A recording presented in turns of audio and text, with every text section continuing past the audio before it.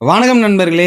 காலைல எழுந்து அருமையா பிரேக்ஃபாஸ்ட்டுக்கு ஒரு 3 இட்லி சாப்பிட்டேன். அதை சாப்பிட்டு முடிச்சுட்டு காலேஜ் கிளம்பியாச்சு. அதை முடிச்சுட்டு ஆவடியில இருக்க பாட்டி வீட்டாண்ட போனா இவன் வேற சும்மா கடிக்க வந்துட்டு இருந்தான். அப்படியே போற வழியில கறி வாங்கலான்னு போனேன்.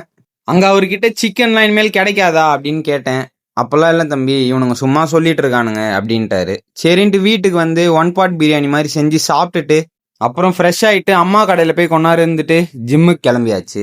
ஜிம்முக்கு நான் போனதே லேட்டு. என் கூட வரன்ட்டு என் கசனும் லேட்டா போயிட்டு அவன் வீட்டுல திட்டு வாங்கினதுதான் மிச்சம்.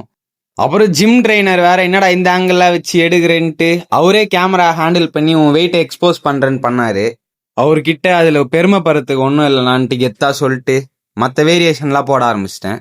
இதுக்கே லேட் ஆயிடுச்சுன்ட்டு வீட்டுக்கு கிளம்பிட்டேன். போற வழியில நான் ட்ரைபாட்லாம் கையில எடுத்துட்டு போவே நாயெல்லாம் அப்படியே செதறுது. சரின்ட்டு அப்படியே போற வழியில ஒரு 0 ஸ்ப்ரைட் ஒன்று வாங்கி குடிச்சிட்டு வீட்டுக்கு போயிட்டு எக்ஸ் ப்ரிப்பேர் பண்ணி மீதி இருந்த ரைஸ் கூட வச்சு சாப்பிட்டேன்.